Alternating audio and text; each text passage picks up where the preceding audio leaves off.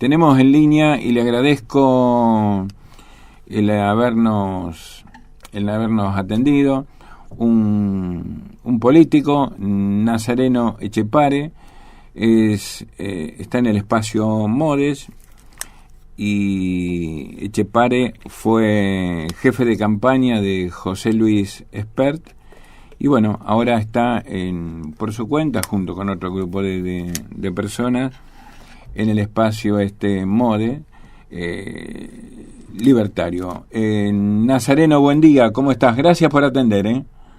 Nacho, buenos días, ¿cómo te va? Bien. Argentina se llama nuestro espacio. ¿Cómo? Demos. Lo estabas diciendo al revés. Demos dije. No dije. Dice, no decías. Demos. No, bueno, un error. Demos. Demos. Bien, y bueno, ¿cómo fue tu incursión acá por Rosario, por Santa Fe en esta semana? Ya hemos estado hablando en la otra radio. ¿Cómo viste alguna recepción por parte de la gente? Muy positivo. La verdad que hemos terminado esta gira muy contentos porque ya estamos preparándonos para el desafío del año que viene. Estamos cerrando el año con distritos tan importantes como la provincia de Buenos Aires, Santa Fe, Córdoba y la misma ciudad.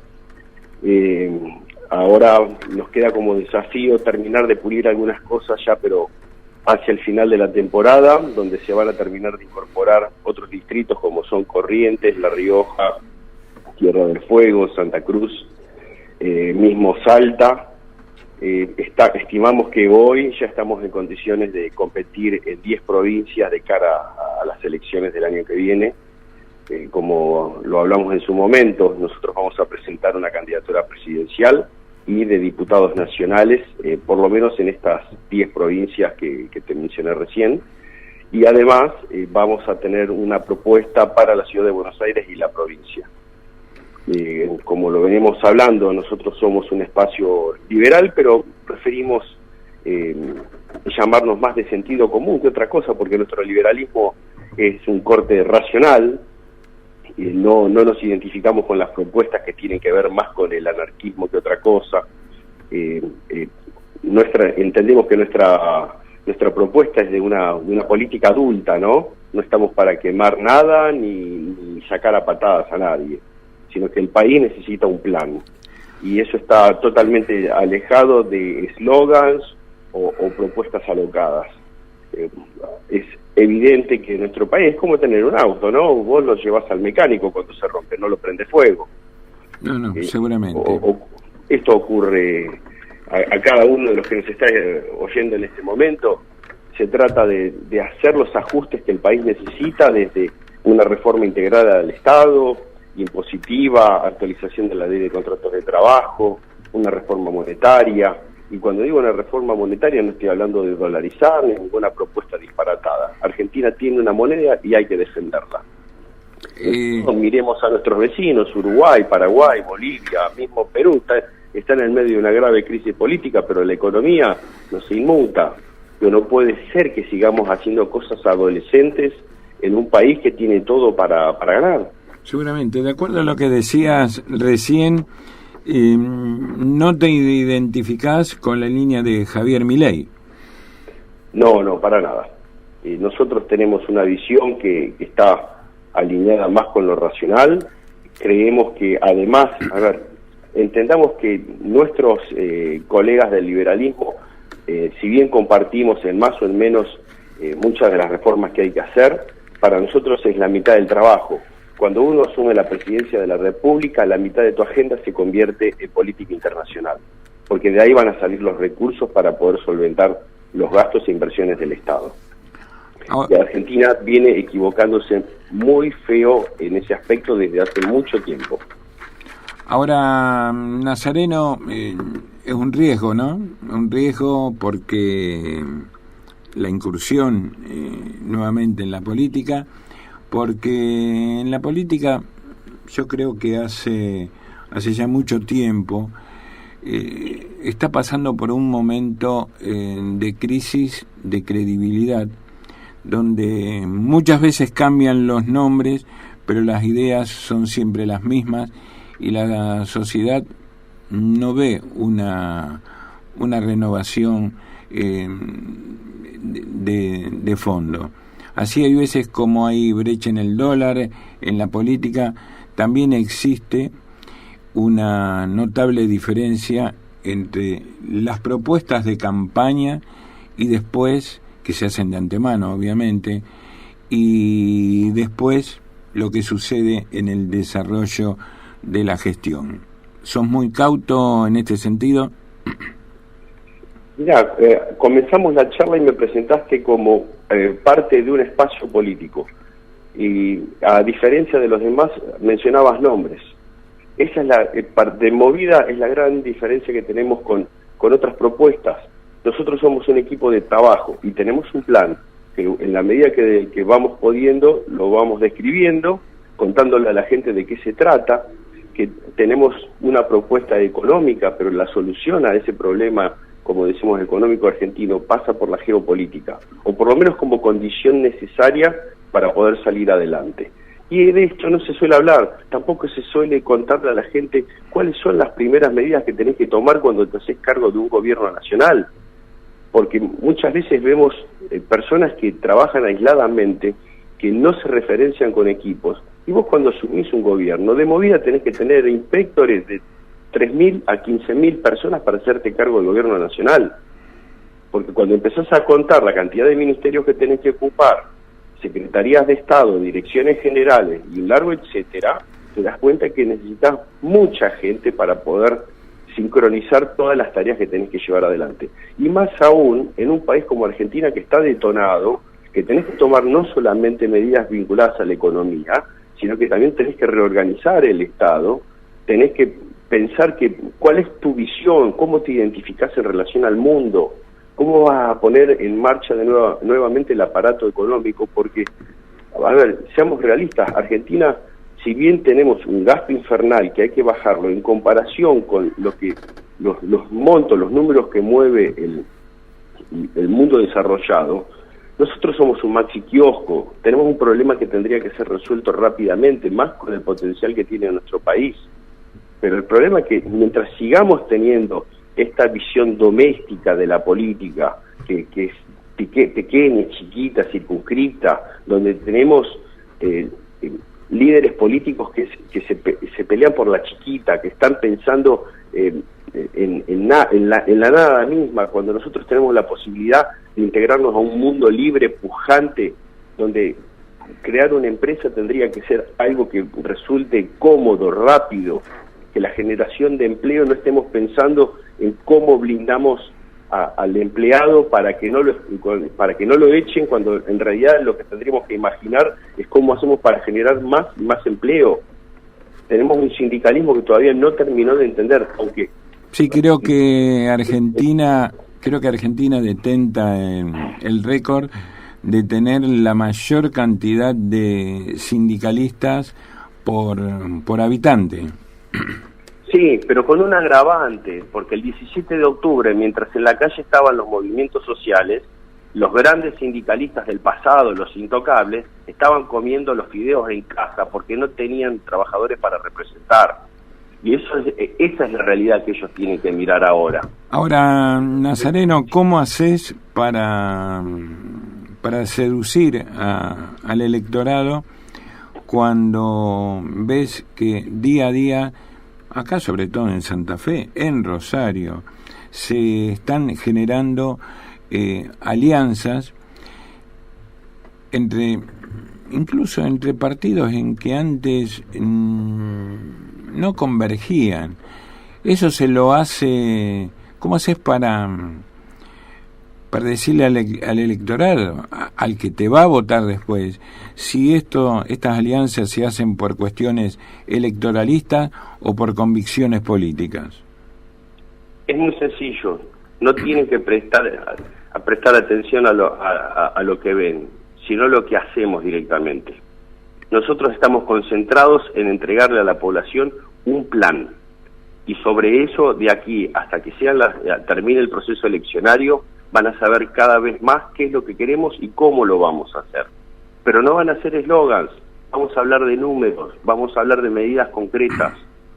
No puede ser que estemos todavía llegando al final del 2022 y, por ejemplo, no se esté hablando abiertamente de una reforma a la ley de contrato de trabajo. No puede ser que todavía no estemos hablando de una reforma electoral y que la boleta única sea una realidad de cara al proceso eleccionario. Siempre estamos hablando de cosas que son laterales, que no le sirven a la sociedad. ¿Y cuándo es el momento del cambio? Ya a mí... Porque ya hemos pasado por gobiernos de distintas banderías políticas y la inflación sigue galopando, a pesar de que en algunos medios hegemónicos ahora te dicen, y sí, es del 5%. Claro, el 5% lo comparás con el 7%, es una hermosa novedad, pero 5, cuando ese mismo porcentaje hay países que lo tienen en el año. Es lo mismo si vos estás en un edificio en el 10º y te estás tirando y cuando pasás por el 5º alguien te dice, ¿y cómo va? Y hasta ahora voy bien. ¿Cómo se explica eso? Sí, pero no, pero hay una realidad. El cambio no es algo que sucede cuando recién se produce el traspaso de poder. El cambio tiene que comenzar hoy mismo con propuestas, y lo vas a hacer o a través del impulso del procedimiento parlamentario o directamente empezás a instalar las cosas en los medios. Hoy estamos hablando de las necesidades judiciales de Cristina, pero eso es disparate. Hoy tendríamos que tener a toda la oposición de los que están ocupando cargo y los que no, empujando mediáticamente para que se produzca la reforma a la ley electoral y que tengamos una boleta única y empezar a hablar de las medidas concretas y no de esta reforma cosmética que está haciendo el ministro Massa. ¿Sabés? Me da la sensación que hay mucha gente, me refiero a muchos políticos, que no les conviene un país organizado, un país transparente, porque cuando eso sucede, entonces se les hace difícil decir a la gente, no hicimos esto por tal cosa. En cambio, cuando está todo enquilombado, cuando está todo con un desmanejo impresionante, entonces sale la chicana y no hicimos esto por esto, por esto. Todavía hay todavía hay políticos que le están echando la culpa a la pandemia. La pandemia no justifica todo. Hay gobiernos que comenzaron a fines del 19, hace 3 años que están en el poder y no han comenzado la gestión. Entonces... Pero acá hay una realidad. Cuando te referís a esto de que el desorden no le conviene a determinada gente, convengamos que el desorden no le sirve a nadie, porque la inseguridad la terminamos pagando todos, la economía detonada nos impacta a todos. Salvo a los que tienen intereses personalistas. Sí, está bien, pero la mayoría tiene que despertar a eso, porque puede ser que haya un grupo muy reducido que se vea beneficiado. ¿Y quién le pone el despertador?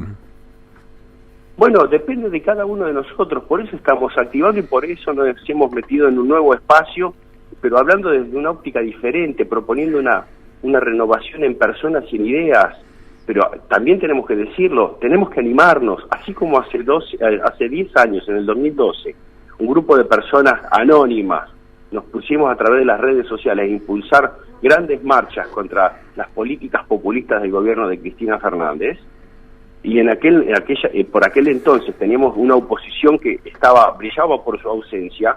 Hoy les tenemos que decir lo mismo, estamos en la misma situación, una clase política que se ha retirado, que deja lugar a que se hagan planteos disparatados, que se hable de outsiders que proponen la nada misma, y decirles, señores, miren, tenemos que tomar la iniciativa y empezar a hablar de planes, tenemos que hablar de una propuesta concreta, pero trabajar profesionalmente, y nadie lo está haciendo en este momento, por eso pisamos el acelerador desde Demos Argentina para decirle, despierten, porque es el momento. No siempre ocurre que se abre una ventana de este tipo para empezar a hablar de los temas que el país necesita y pensar un país de mediano y largo plazo. Es el momento de hacerlo, pero no podemos dejarlo. A ver, seamos muy claros en esto. Cuando el poder uno no se mete a trabajar en él, lo termina ocupando los mismos vivos de siempre. Acabamos eligiendo figuras que se repiten una y otra y otra y otra vez. Hace 4 o 5 elecciones que tenemos las mismas caras en las boletas. Los señores, metámonos, hagamos, es el momento. Nos merecemos un país mucho mejor, el país que nos dejó Roca, Sarmiento, Avellaneda, la generación del 80.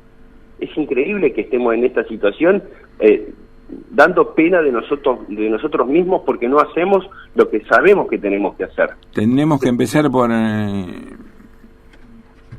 diría, dar seguridad jurídica dentro de las fronteras, ¿no?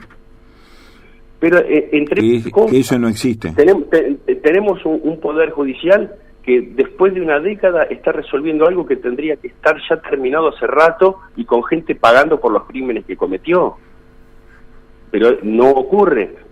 Significa que los poderes del Estado tienen que hacer un mea culpa y pensar en qué estuvieron fallando.